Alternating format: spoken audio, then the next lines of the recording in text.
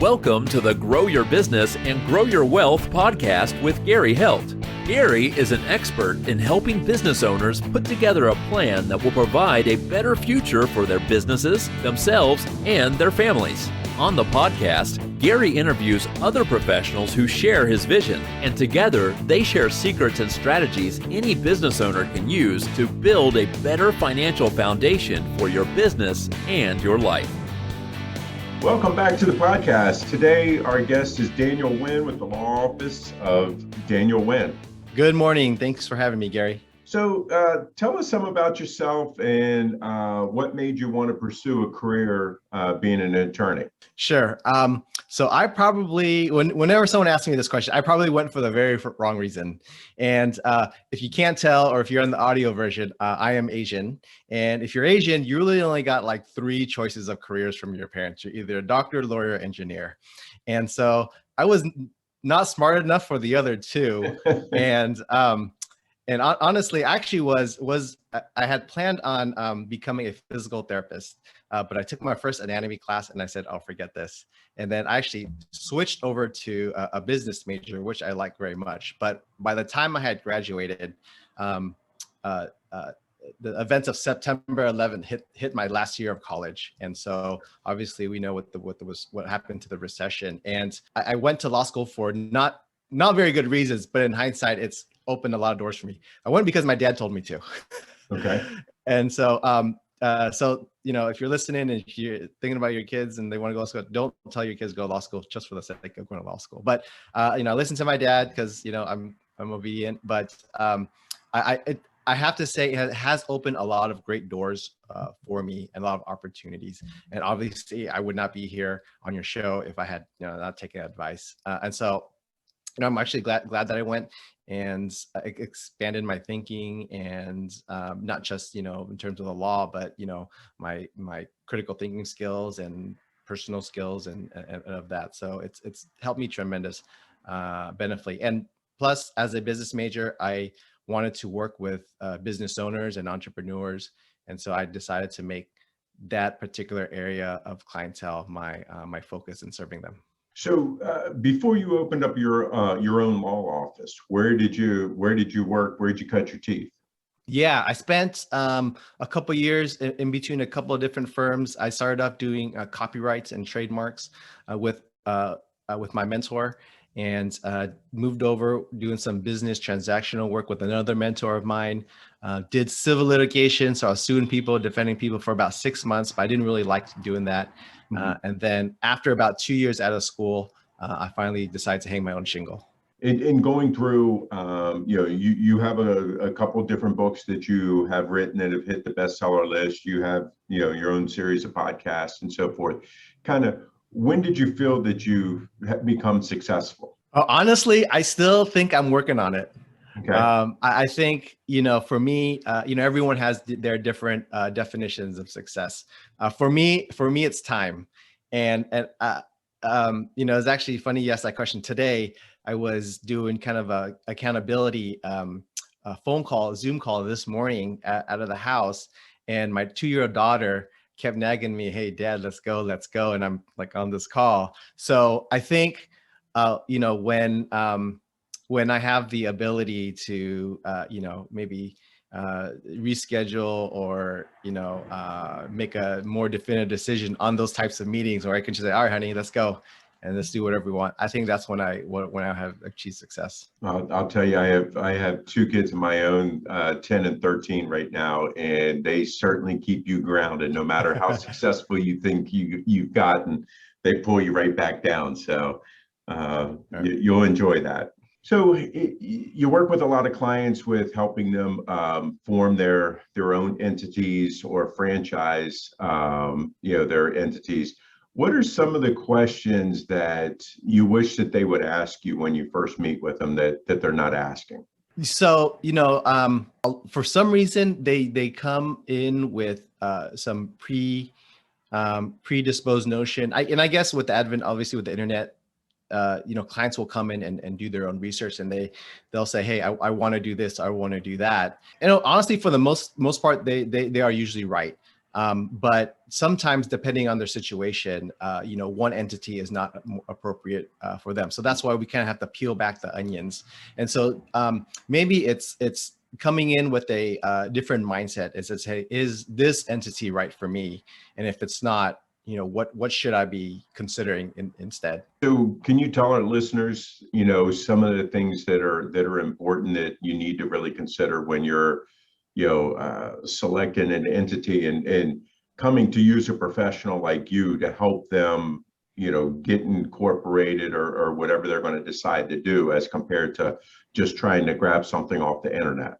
Earlier this week, I was kind of on a message board, and it was a forum of business owners and entrepreneurs, and they were getting ready to form an entity. And they said, hey, I'm getting ready to form this. Should I do LLC or LLP? Mm-hmm. And for those, and this is kind of techno babble for a lot of people, but for us kind of in the industry, LLPs are generally restricted to certain licensed professionals, right? And so for a lot of people, a lot of consideration is, what type of business are you? Is it a licensed profession or not licensed profession? Are you considering taking investors in the foreseeable future, right? Where will your principal place of business be? If it's if it's kind of a rental property entity formation strategy, where's the rental property located? And so there's a lot of questions that they don't know what they don't know, right? And it takes professionals like us to, we may not have the answers, but essentially to raise those questions so that we can help them and advise them what is the proper action to take. So if somebody were to set up an LLC, why is it important for them to have the articles of organization? For one, you can't have an LLC without it, right? So, a lot of the work is actually done before the articles of organization are filed with the state Secretary of State to officially form your LLC, right? So all those questions I asked before, we try to answer them. And then once we've determined, okay, LLC is the right one for you, then we start the formation process. So, drafting the articles of organization, submitting them to the state. And there's, it doesn't stop there. Obviously, you need a tax ID number from the IRS, but there's a whole plethora of other documents that should be created that aren't usually finished if you're doing it on your own, just because either you're too busy with your business, or you think, all right, I just got these 2 documents, articles in here, and I'm ready to go. But there's a whole slew of other documents that need to be done to really for you to take advantage of the asset protection liabilities of an LLC or corporation. So what about if you're going into business with someone else? You're not doing it on your own, and you have, say you have multiple people that you're going into business with. Yeah. So in the instance of an LLC, you'll certainly want an operating agreement. And an operating agreement is really kind of the internal document of how the company is managed and who's putting what in terms of money or sweat equity or other property to be used by the company. And sometimes these documents also put in a very important provision, assuming all the partners are working in day to day. What happens if one person dies or cannot work in the business anymore? All right. Do you want, if that person is married, do you want their spouse to come in and take their place? And if they don't have the business acumen and can't replace them on a business sense, do you really want that person, right? Do you want them to have 1/3 of the company, but not bringing the same 1/3 of the value of the business partner? So, having these documents drafted correctly, having the foresight, with working with a professional to raise these questions will help businesses kind of avoid these types of situations where someone can't work in, and then so what's the procedure to replace them or buy them out or whatnot. Right. I think it's the other thing that I see important with the operating agreement like that is, let's say that, me, you, and someone else go into business together, and they decide they kind of want to go off in a different direction. Who's the one who gets to decide where we're going? And I've seen too many businesses come in and we're doing their taxes for them. and we ask questions, and they have no idea. And we start asking where their operating agreement is, and they're like, well, we never did one. And it's just kind of, it always seems like everything is great when you first start out, but then when things start to happen, nobody wants to deal with it then. So definitely important that you use a professional like you to kind of get things set up to make sure that all the I's are dotted and T's are crossed. With your clients that are coming in, what are some of the biggest fears that they're facing, and how do you help them overcome those fears? Yeah. So a couple of things. One is like, am I doing it correctly? And then two, I don't want my personal assets to be subject to, lawsuits of the company. So certainly, a lot of people hire me because they're very good at what they do, right? Mm-hmm. Is it really comes down to, is it worth them spending the time to figure out what I do, or them spending all their time, 100% of the efforts being great at what they do, right? And so, where's your time best spent? And obviously they don't have to hire me, but I've been doing this a long time, and I know all the right questions to ask. And so, if you're looking for a professional to do it right, to handhold you a little bit, but really just to get it done so you can focus on your work, that is something that I help my clients address. I think the other part too is asset protection, right? LLCs, corporations, pretty much the number one reason why people form these types of entities is because they're looking to protect bank accounts, rental income, rental properties from liabilities of the company. Okay, and so I tell them, there's a concept called piercing the corporate veil. So technically, creditors, plaintiffs can go to your personal assets. So it's like, hey, how do I avoid this? I usually tell them, now I'm not a litigator, but based on my conversations with my friends who do court work, it's very hard to do it. So as long as you maintain the corporate formalities, right? If you're a corporation, you do your annual minutes, you file all the annual statements as required, you document all your corporate actions. Don't commingling. That's usually the biggest thing, right? As a CPA too, you're familiar with this. Right? As long as you maintain the corporate formalities, it'll be very difficult. Now, anyone with, $350, $500 for the court filing fee and an axe to grind can file a lawsuit. Right. That's kind of one part. But the second part is like, will they win? That's going to be the challenge for a lot of businesses, a lot of plaintiffs trying to seize personal assets of the company. So again, it goes back to, as long as you maintain corporate formalities, you work with professionals like yourself and myself to get the books clean and straight. And, I always tell my clients, get some insurance as well. A good policy will go a long way in defending you. And generally, you're not out of pocket hiring the attorney, right? You've paid your premiums. The insurance company will hire their attorney, pay the attorney, and your settlement, if any, comes out of your policy limits. Yeah. So, I mean, again, what I'm hearing you say is plan. You got to do your planning, and you got to make sure that you have the right team in your court to help you make sure that you're kind of keeping the sail set in the right direction.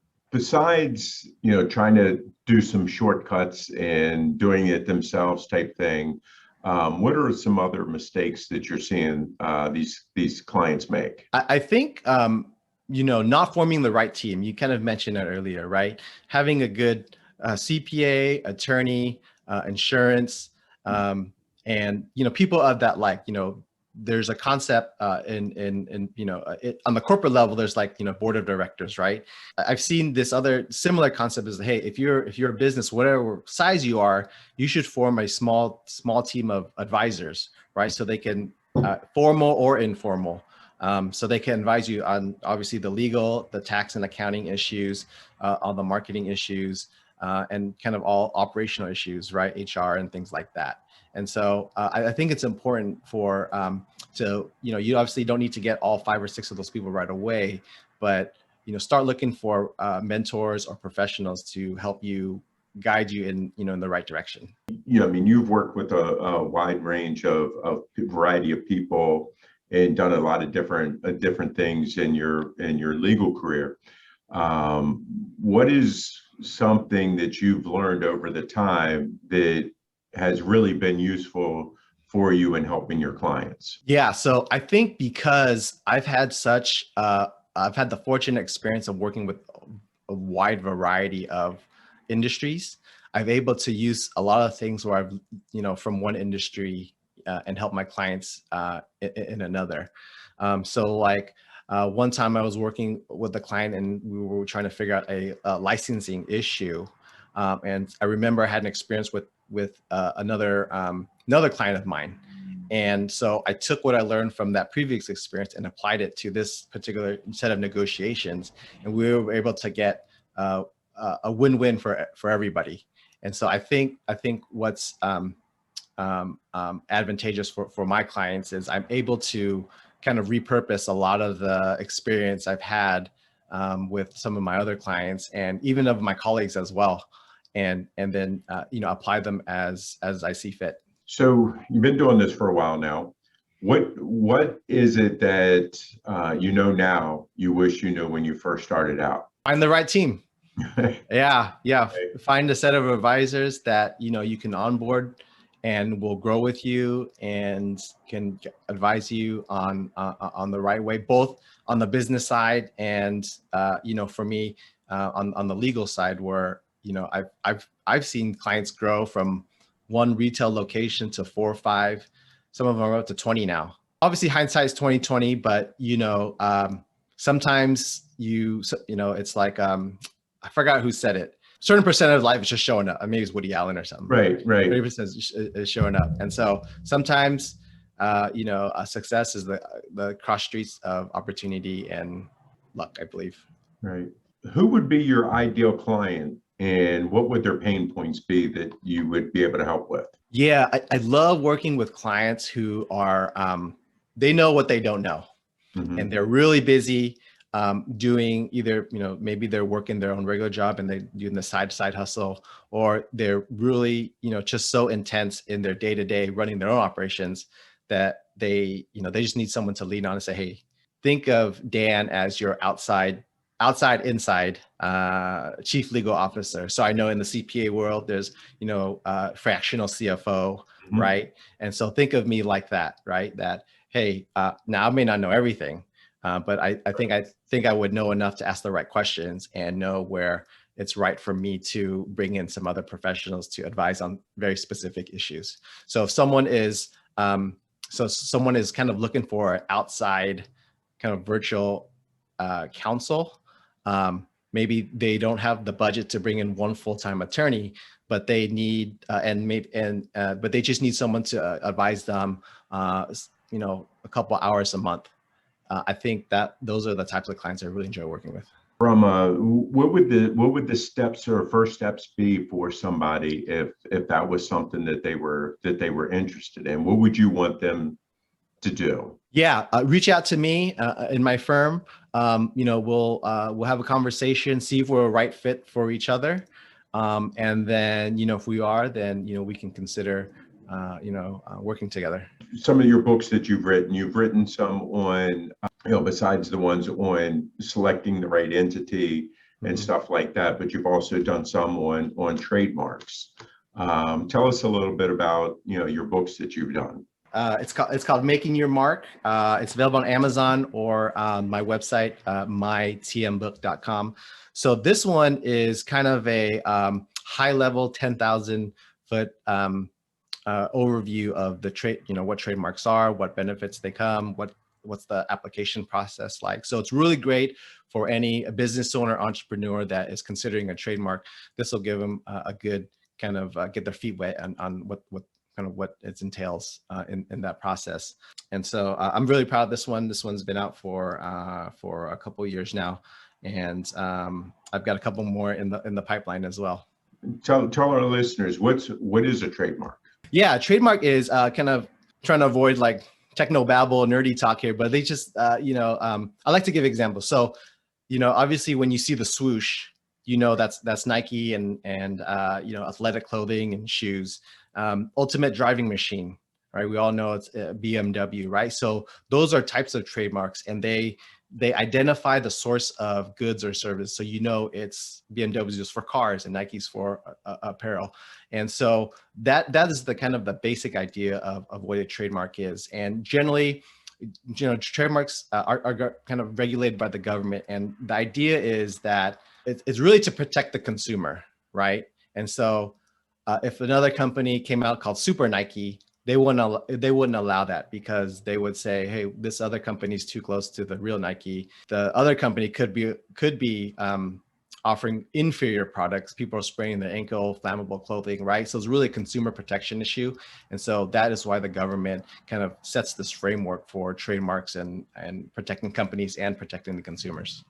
Now, is a trademark, is that good forever? It is good forever, so long as you use it and you renew it as required. So generally they're renewed every 10 years. So as long as you're in business, for as long as you're in business and you're using that trademark, then you just submit the renewal and you can still get it, keep it. So, we've talked about a lot of different things today. What haven't I asked you that you wish I would have? Maybe ask about franchising. Franchising has always been kind of a very niche market, and obviously, as consumers, we know McDonald's, we know Burger King, right, as some of the more popular franchise systems. But from where I'm seeing in my market, there's a lot of people who are coming up with their own food and beverage concepts, for example, right? And now they want to use the franchising model to expand their footprint and exposure, but not necessarily use their own money to open up those own stores. So there's a lot of regulation behind it, but if you can tee it up right, it can be a great way to expand your business profile all across the country, even across the world, with relatively minimal capital. Right. So if our listeners like what they hear, you've talked about some virtual legal services, we're gonna call it virtual general counsel. Mm-hmm. How can they reach out to you and talk to you? Yeah. So my phone number is 714-783-2222. If you want to shoot me an email, it's Dan, DAN at DX as an X-ray, and then my last name, NGUYEN.com. Just let me know you're from Gary's show, and happy to talk to you, see if you're the right fit, and we can go from there. Dan, we really appreciate your time today and your insight. I think it's you've given our listeners a lot to think about. My pleasure. Thank you for having me. All right. Today, our guest has been Dan Nguyen with the law office of Daniel Nguyen. Thank you. This show has been produced by Market Domination, LLC. To discover how you can have your own show completely done for you and turn it into a real published book and become the authority in your marketplace, go to www.marketdominationllc.com/podcast offer.